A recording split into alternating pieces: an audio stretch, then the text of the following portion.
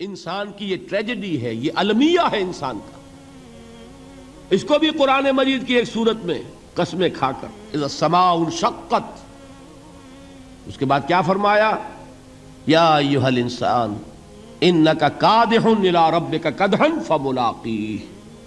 اے انسان، تیرا المیہ، تیری ٹریجڈی اس سے کہیں بڑھ کر ہے.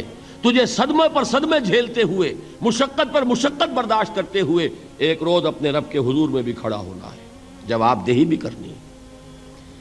اس دن کے حساب سے، اس دن کے احساس سے جو بڑے بڑے ہماری امت کے عظیم جو گلے سرسبد ہیں، ان کا یہ حال آپ نے پڑھا ہوگا. حضرت ابوبکر صدیق رضی اللہ تعالی عنہ وہ ایک عجیب کیف کے عالم میں فرمایا کرتے تھے، کاش میں درختوں پر چہچہاتی ہوئی چڑیا ہوتا جس سے حساب کتاب نہیں ہوگا.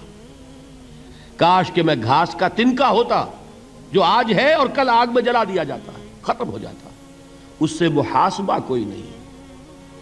وہ جس کے احساس سے کہ حضرت عمر جو ہیں اپنے انتقال کے وقت سخت بے چین تھے.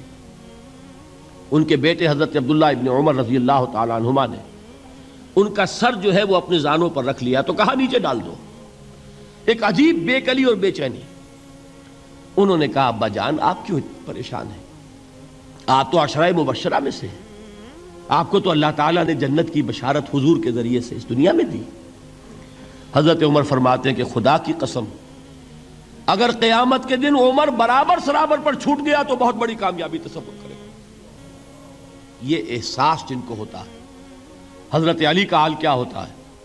ابھی جو آپ نے حافظ صاحب سے سنا، یہ حضرت علی کا معاملہ ہے کہ ایک تیر پیوست ہو گیا تھا، کسی طرح نکل نہیں رہا تھا. حضرت علی نے فرمایا کہ اچھا چھوڑو مجھے، میں نماز کی نیت باندھتا ہوں. نماز کی نیت پڑھتے تھے تو لرزتے تھے، کانپتے تھے. کس کے سامنے کھڑا ہوں اور کس کے سامنے مجھے ایک دن جواب دہی کے لیے کھڑا ہونا ہوگا.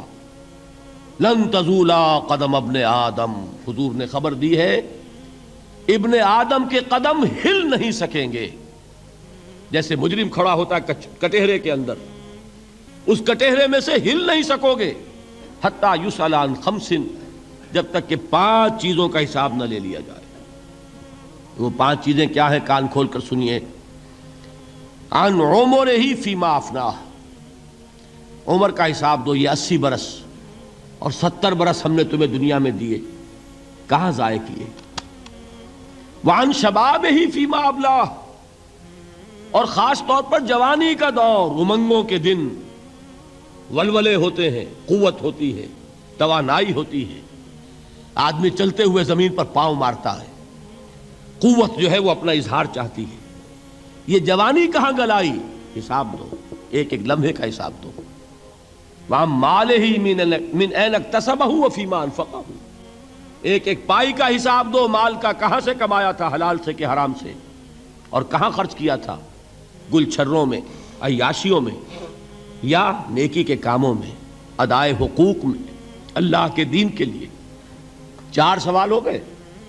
2 زندگی کے بارے میں، ایک زندگی پوری بحیثیت مجموعی کہاں کس کام میں لگائی، اور خاص طور پر شباب کا دور کہاں لگایا.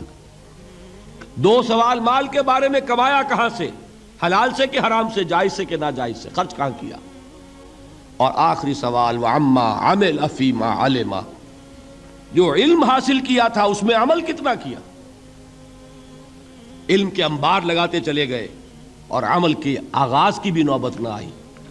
یہ علم جو ہے یہ اس روز سب سے بڑا وبال بن جائے گا انسان. اتنا علم اور عمل کچھ نہیں، بجائے کہ کریڈٹ کا ذریعہ بنے یہ الٹا ڈیبٹ کا کھاتا بن جائے گا. یہ جواب دہی کا احساس ہے کہ جس کی وجہ سے انسان کی ٹریجڈی جو ہے وہ دوہری ہے. کوئی حیوان اتنے بوجھ تلے نہیں، مشقت کی، محنت کی، اس زندگی میں ختم ہوئے، اس کے بعد کوئی محاسبہ نہیں. اس کو بھی غالب نے خوب کہا ہے کہ اب تو گھبرا کے یہ کہتے ہیں کہ مر جائیں گے، اور مر کے بھی چین نہ پایا تو کدھر جائیں گے.